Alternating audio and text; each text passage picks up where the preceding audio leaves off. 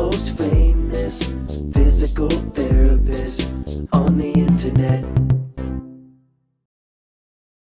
Hi folks, I'm Bob Schrupp, physical therapist. Brad Heineck, physical therapist. Together we are the most famous physical therapists on the internet. In our opinion, of course, Bob. Today we're going to talk about 10 exercises to never do with osteoporosis, especially if you have severe osteoporosis. Sure, Bob. You bet. So kind of a softening of the bones. I think people know what it is, right? Yeah, puts you at risk for a fracture. Yep.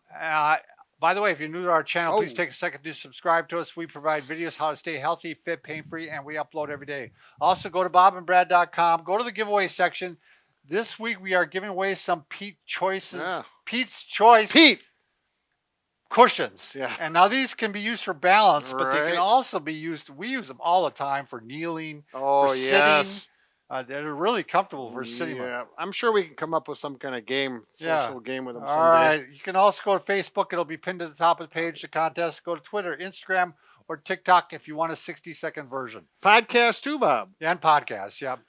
One of the biggest concerns with osteoporosis is that you can get a compression fracture of the spine. Right. And a compression fracture happens when you move into this position, especially with weight bearing or, with added weight. Right. So if there's an impact, obviously increases that risk much more. So we want to avoid that. Jar through the spine.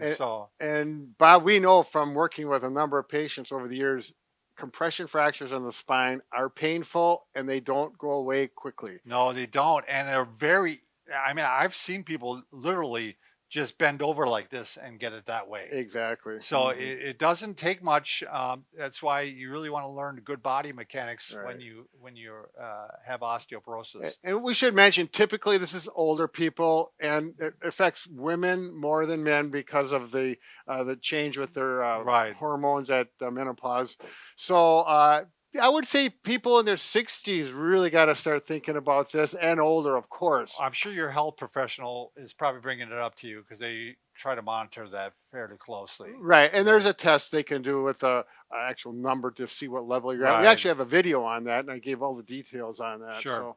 All right, number one, you shouldn't be doing toe touches. Well, you shouldn't be doing these anyway. But a lot of people do it for stretching.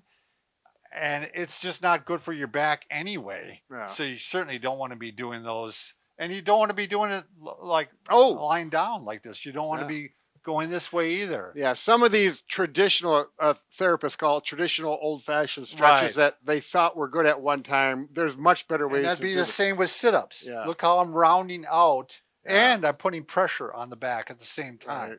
So those two are both ones that you want to avoid, even if you don't have osteoporosis. We don't want you doing it.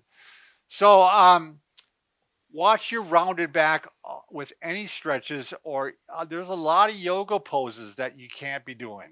I'm sorry. You can't be doing ones that are where you're bending, or you can't be doing the ones where you're badly twisting either.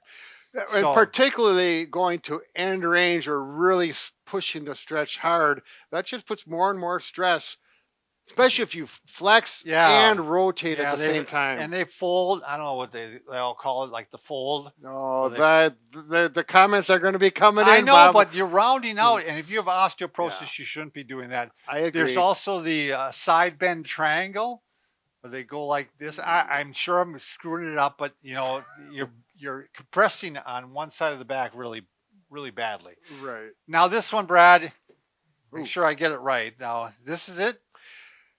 Yeah. This is it? Yeah, we used to do that a lot in karate. I called it the pretzel. Now, again, I'm bent and I'm twisting, and it's called the Lord of the Fishes.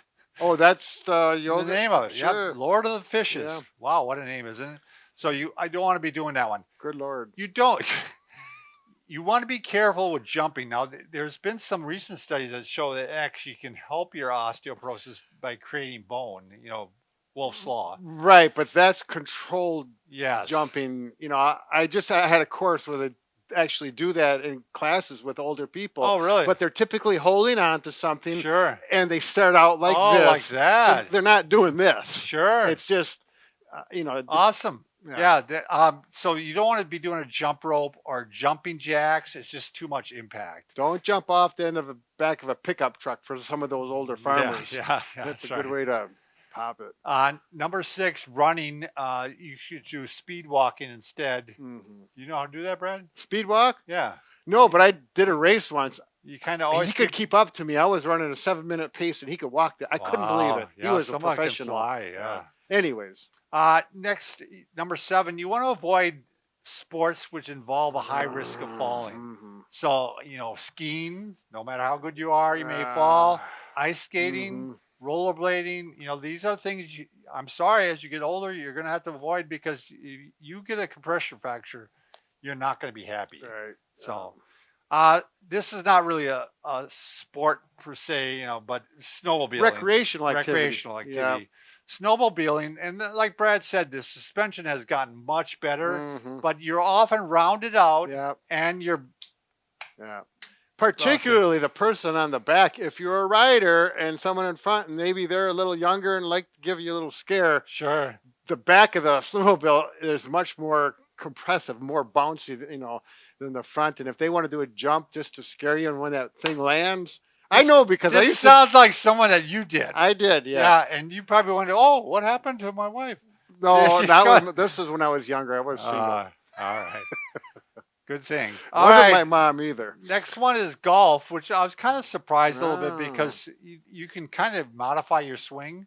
But they had 3 case studies of women that got compression fractures mid-swing. Really? Yep. So you got to be careful. I didn't think you'd bring that up, because you're an avid golfer. I know.